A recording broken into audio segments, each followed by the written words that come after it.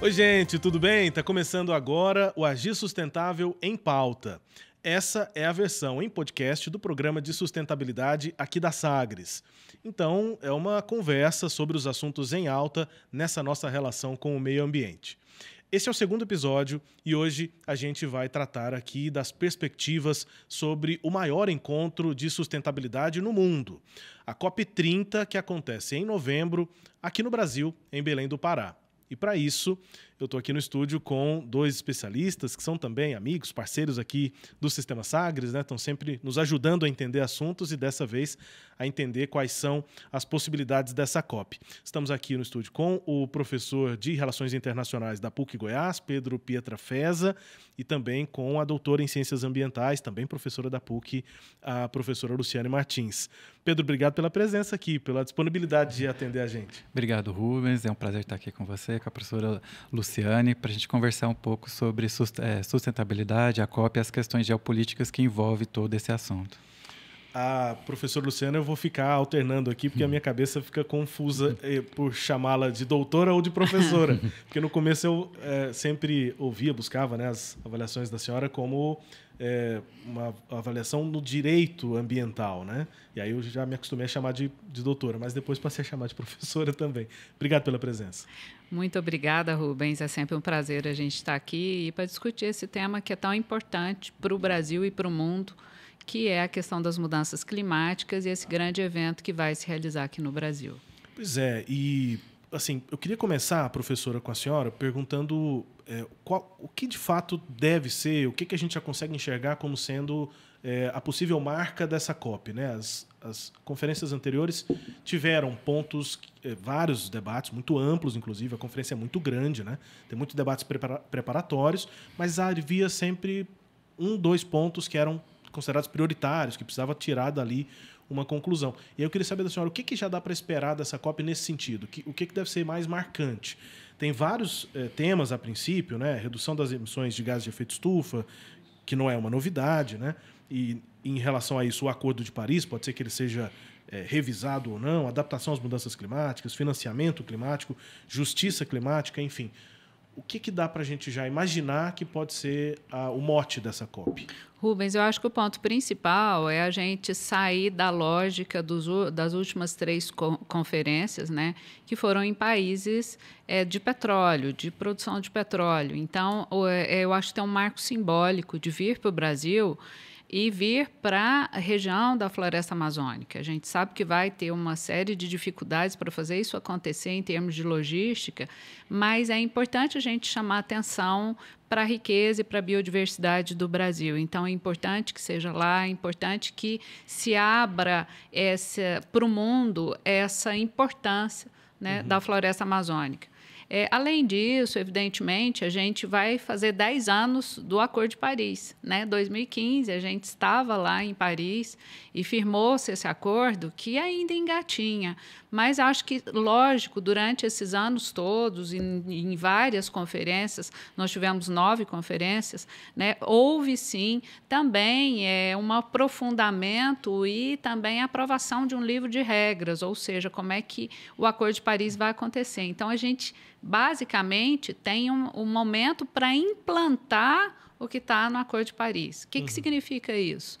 Colocar a mão na massa. O que a gente precisa fazer para reduzir emissões de gás de efeito estufa, para se adaptar a essa realidade, para pensar em perdas e danos, para pensar em financiamento climático. Então, assim, a COP ela vai se fundamentar principalmente a questão. É óbvio, os países mais pobres são mais vulneráveis. Então, precisa haver um financiamento climático. Na COP29 ficou estabelecido, se esperava mais de $1 trilhão, acabou ficando só em 100 bilhões, mas a gente sabe dessas questões geopolíticas que vão estar envolvidas agora, né? Então, assim, pretende-se buscar também, além dos governos, financiamento privado e que haja, sim, um suporte para esses países mais vulneráveis. Então, falar em financiamento climático, com certeza, isso vai pegar, né? A gente falar por ser aqui, né, inclusive. Sim, e aqui a gente precisa disso. E, assim, é importante a gente falar isso, né? Porque manter a floresta em pé, você está, sim, possibilitando, não é uma questão só de romantismo, de beleza, não. É a gente falar que está vendo essa captura dos gases de efeito estufa. Então, a floresta tem um papel fundamental. A gente não fala que a floresta amazônica é o pulmão do mundo, mas a gente fala que ela é um centro de equilíbrio aí, principalmente nessas questões climáticas. Então, a gente chamar essa discussão para falar, olha, aqui, isso existe, né? Isso é concreto, isso é real. A gente pensar em soluções baseadas na natureza, porque não é só também você falar, né, vamos proteger e preservar e não vamos fazer nada. Não, é a gente buscar condições de que aquilo ali possa se desenvolver, mas dentro de uma lógica que a natureza mesmo nos traz. Então, a gente tem vários mecanismos para fazer isso acontecer, né? Podemos falar, por exemplo, de produção de açaí, de tudo que é rentável e que também pode ser feito de uma forma sustentável, né? E também eu acho que um ponto principal é a gente reforçar a questão do multilateralismo, né? Então, num momento em que os países estão se fechando por várias questões, principalmente pela atuação dos Estados Unidos, é bom a gente reforçar a importância. A gente não está sozinho no planeta. Pois é, a senhora citou o Acordo de Paris, né? Só recapitulando aqui, é o Acordo de 2015 que entende, né, basicamente, resumidamente, que o planeta está se aquecendo, que a gente tem participação nisso e que é preciso ter soluções conjuntas para reduzir a velocidade desse aquecimento. Então, a meta é reduzir 2 graus, que o aumento da temperatura seja de 2 graus centígrados ou de 1,5 grau, né? E aí tem as metas para cada país fazer isso. E aí entra um problema, né, professor, que é a disponibilidade dos países de fato, cumprir essas metas ou até de assinar, de continuar no acordo. É o caso do governo dos Estados Unidos com o Donald Trump, que assumiu nesse ano. Nos debates preparatórios, né, a professora citou isso, havia essa intenção de que a COP também sirva para reforçar o compromisso com a ação climática e com o multilateralismo. Esse Acordo de Paris e a COP como um todo, a ONU, enfim, ela se baseia no multilateralismo, ou seja, os países conjuntamente pensando em soluções. E esses governos de direita, destacadamente Donald Trump, têm outro pensamento bilateral e muitas vezes até de negar essas conclusões científicas do aquecimento global. Nesse contexto de primeiro ano de novo governo Trump, professor, o que está para esperar da COP30? Bom, o que dá para esperar e que o próprio presidente da COP, né, ele estava mencionando, foi perguntado para ele, como é que vocês vão fazer a COP com os Estados Unidos numa atuação do governo americano, do Donald Trump, não participando mais, né, que ele já, em janeiro, já assinou o decreto saindo do Acordo de Paris. O presidente da COP disse, bom, o governo dos Estados Unidos, a gente não espera muito dessa participação na COP. Contudo, os governos estaduais e alguns grupos empresariais americanos têm interesse de participação na COP. Então, ele está se contentando, tendo em vista do posicionamento do Donald Trump, que não é novo, né? Vem desde ali da campanha eleitoral do seu primeiro mandato, né? No seu primeiro mandato, o Donald Trump já saiu do Acordo de Paris, mas demorou 3 anos para os Estados Unidos efetivamente sair. Logo em seguida, perde as eleições e o Biden volta para o Acordo de Paris. Agora, esse interstício entre o decreto e a saída efetiva dos Estados Unidos do Acordo de Paris vai demorar 1 ano, então a gente ainda vai ter mais 3 anos de governo Trump, né, nos Estados Unidos, e aí os Estados Unidos fora, né, do Acordo de Paris, mas a perspectiva é que outros países eles tentem fazer com que a principal potência, a segunda mais poluente, porque a China, desde ali dos anos 2000, ela trocou de posição com os Estados Unidos. Ela é a mais poluente já tem uns 20 anos, né? Para que a gente consiga criar acordos que, apesar do governo americano não assinar e posteriormente ratificar esses acordos, possam criar condições de financiamento que se chegue próximo a 1 trilhão, essa que é a perspectiva, principalmente com atores privados também entrando contribuindo nesse montante, não só os agentes estatais, mas também agentes privados, para tentar melhorar esse fundo de financiamento para mitigação e para adaptação às mudanças climáticas. Então, essa é a perspectiva de uma atuação bem discreta dos Estados Unidos, discreta porque ainda vai ter uma participação, mas não no âmbito federal, mas no âmbito dos governos estaduais, empresas americanas e alguns governos locais também já declararam que vão participar da COP30. Eu vi essa declaração do presidente da COP dizendo que o governo americano que saiu do Acordo de Paris, não os Estados Unidos, né? O país tem mais gente, tem mais atores envolvidos. Mas queria perguntar para vocês dois, assim, a COP tem sofrido essa crítica, né, de que por conta dessas questões políticas e tudo, houve inclusive a frustração em relação à cifra, né, na COP29. Qual é o caminho, assim, né?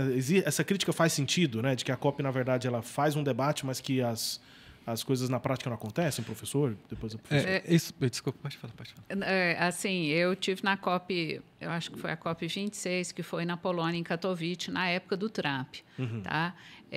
O que aconteceu? Ele também falou que ia sair do Acordo de Paris e tal, mas ele mandou a delegação, e a delegação foi para atrapalhar as negociações. Então, isso é uma coisa que pode acontecer.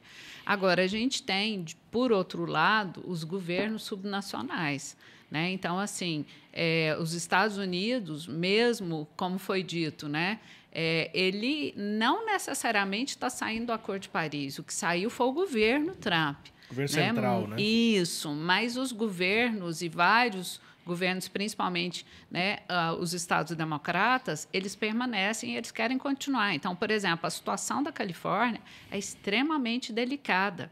Então, não adianta o Trump vir com uma fake news falando que o que está causando os incêndios lá são as florestas. Então, vamos terminar as florestas. Né? Se sabe que existe todo um estudo científico do que está acontecendo. Então, eles também estão se articulando e as empresas também. Então, assim, a gente tem que ter essa visão de que existem, sim, perspectivas que, mesmo saindo do governo Trump, os Estados Unidos permaneça de outra forma via governos subnacionais, né, e via também as empresas que estão interessadas nisso.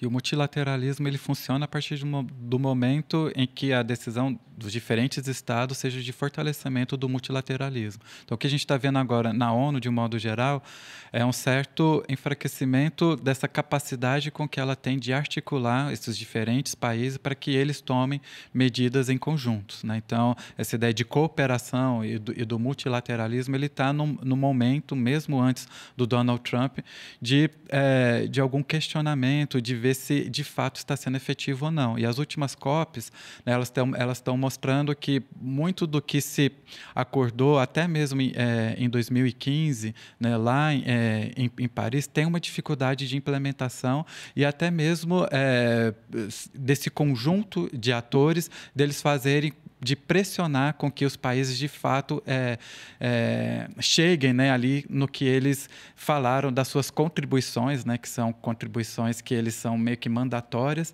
mas para que eles implementem essas contribuições nacionais, né, as NDCs, muitos países não estão chegando ali nas metas que eles próprios estabeleceram e acordaram em âmbito multilateral.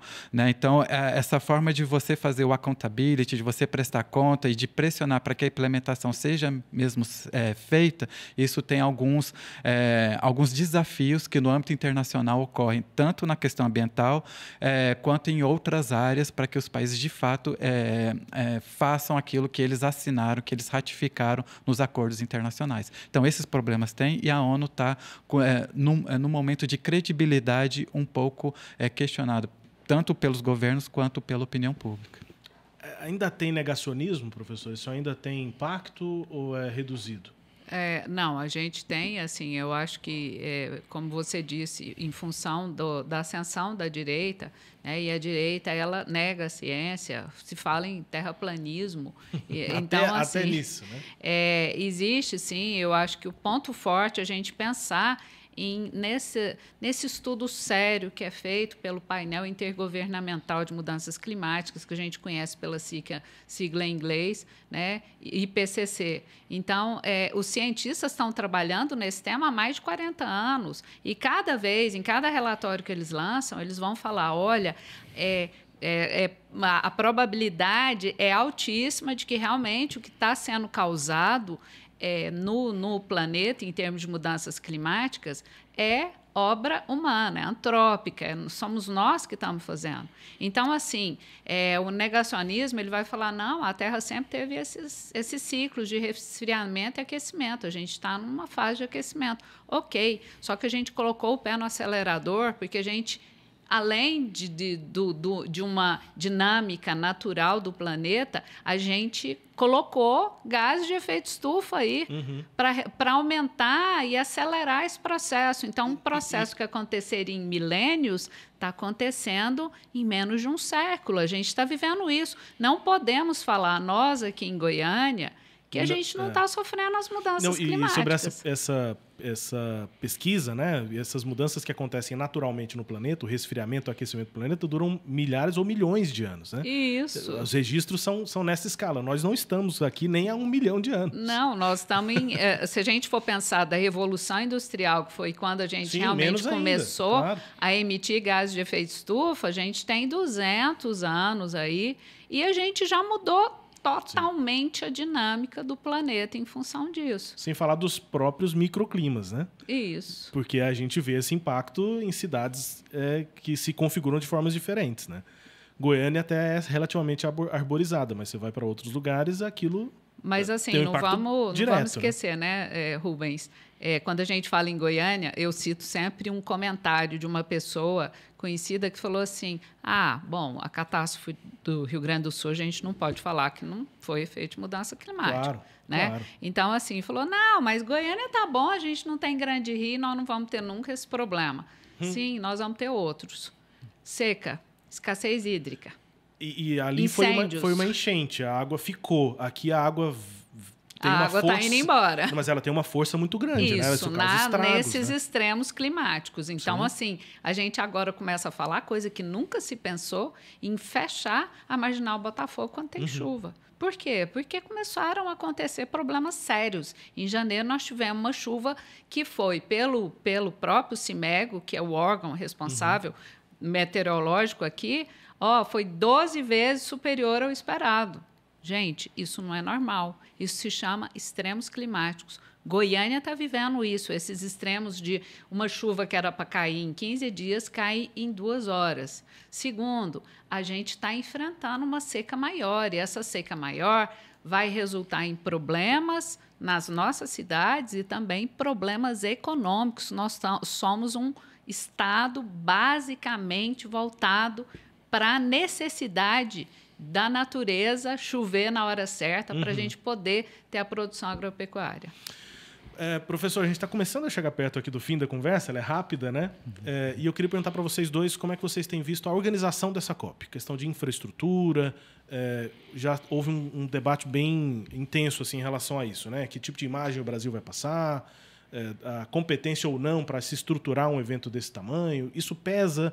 E como é que o senhor avalia essas notícias sobre a infraestrutura e a organização do evento? Bom, competência, capacidade, nós temos. A questão de Belém é que ela tem um histórico de infraestrutura que é aquém para receber a quantidade de autoridades e as suas respectivas delegações.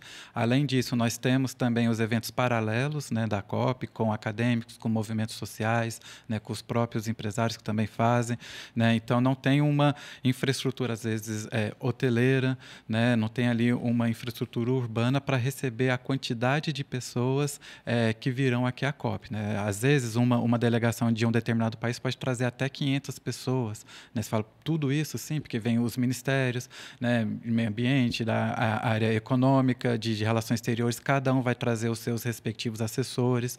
Né? Então, os entes subnacionais que vocês citaram, né? Goiás, por exemplo, foi a COP29, com uma quantidade considerável de pessoas. Enfim. Sim. Como outros estados, né? Isso isso vai aumentando o número. Sim, a expectativa só dos Estados Unidos é que pelo menos 20 estados tragam os seus representantes, tanto de governos republicanos quanto de democratas, né? Então, imagina essa quantidade de pessoas. E não para atrapalhar ou para ajudar, né, professor? Isso. Porque eles... Como a Luciane falou, eles podem vir para atrapalhar, e a ideia às vezes é que venha para atrapalhar mesmo. A Argentina pode trazer também para poder atrapalhar, né? O Bolsonaro manteve o Ministério de Meio Ambiente para atrapalhar as questões ambientais. Então, esse grupo político ele tem essas questões de como fazer. Mas lá em Belém vai ter esse desafio, né? A gente estava conversando antes, eles estão construindo uma ou outra infraestrutura hoteleira para poder abarcar essas autoridades, né? Então são hotéis de 5 estrelas, né? Precisa ter todo esse tipo de infraestrutura. Belém também a questão da mobilidade ali é um desafio, né? Eu fui a Belém a um congresso, alguns até motoristas de aplicativo não passavam lá para ir até a universidade, porque para chegar na universidade passava por uma série de locais extremamente perigosos. Então tem todas essas questões que Belém precisa cuidar até novembro de 2025. O presidente Lula disse em algumas oportunidades, né, que acho que ele teve até umas falas assim um pouco mais, não sei se exageradas ou caricatas, no sentido de que as pessoas têm que vir para cá e viver o que é a Belém mesmo, né? Que providenciar a estrutura é importante, mas que essa é a realidade. Acho que até numa tentativa de intensificar a defesa pelo financiamento climático, né? Dizer para as pessoas, então, venham para cá e entendam como é que funciona, né? A COP na Amazônia tem que mostrar o que é a Amazônia. Não dá para, não necessariamente vai ter hotel 5 estrelas para todo mundo. Foi o que o presidente disse. Não sei se isso é só uma desculpa por não haver a infraestrutura, né? Uma tentativa de driblar esse problema que é. E queria perguntar se essas questões de infraestrutura podem comprometer o evento, professora. Que tipo de impacto isso pode ter? Eu acho que o governo tem trabalhado para assim, reduzir ao máximo a quantidade. Por exemplo, nós, enquanto academia, a gente está sentindo uma série de dificuldades de estar lá. E eu acho que isso é proposital por não ter uma infraestrutura adequada. Então, qual que é o importante? São as delegações, são os países que vêm de fora, principalmente para conhecer. Como eu disse, Belém é simbólico, era fácil construir. Por exemplo, eu fui na Rio+20, que foi a conferência da ONU em 2012, no Rio de Janeiro. Estrutura fantástica, tudo fluiu maravilhosamente bem. Mas por que Belém? Porque ela está encravada na floresta amazônica. E isso também é um dificultador, porque a gente não pode desmatar a floresta amazônica para construir um tanto de coisa, né? Os outros países, principalmente Dubai, Baku, né? Tudo, eles fizeram, Sharm el-Sheikh, fizeram essa estrutura. Lá não se tem como fazer, porque senão você vai estar indo de encontro ao que seja a questão de sustentabilidade. Então, acho que é isso que eles querem mostrar, né? Então, é lógico, vai ter uma estrutura que possivelmente seja bem deficitária. Não vai ficar no nível das demais conferências, né? Por exemplo, fui em Paris, quando foi firmado o Acordo de Paris, eu estava lá. Estrutura fantástica. Você tinha como chegar no evento, você tinha tudo, todo organizado. Aqui eles vão priorizar, sim, o que é importante, porque não cabe todo mundo. Essa que é a verdade. Mas, assim, eu acho que é fundamental trazer esse foco. Uma coisa é você pensar em floresta amazônica do outro lado do planeta sem saber o que significa. Outra coisa é você vir e sentir o que é essa realidade. Então, eu acho que isso é importante. A gente tem que dar, né, um reforço e falar, olha, a gente quer que dê certo. Eu espero que dê muito certo, que a gente saia assim, com várias propostas e ações interessantes nesse sentido. Tomara. A gente está fazendo o primeiro programa aqui, esse Agir Sustentável em Pauta, sobre a COP30, mas temos meses aí pela frente, até novembro a gente vai voltar nesse assunto e gostaria de contar com vocês sempre aqui a cada momento desse. Professor, muito obrigado pela presença. Obrigado, Rubens. Valeu pelo convite. Professora Luciane, obrigado também. Até a próxima. Eu que agradeço e até a próxima. E eu agradeço também a você que nos acompanhou até aqui nesse Agir Sustentável em Pauta. O podcast está sempre disponível também para você mandar a sua sugestão. A gente parte aqui de notícias importantes, assuntos em alta sobre sustentabilidade. Obrigado pela companhia até aqui. Até a próxima.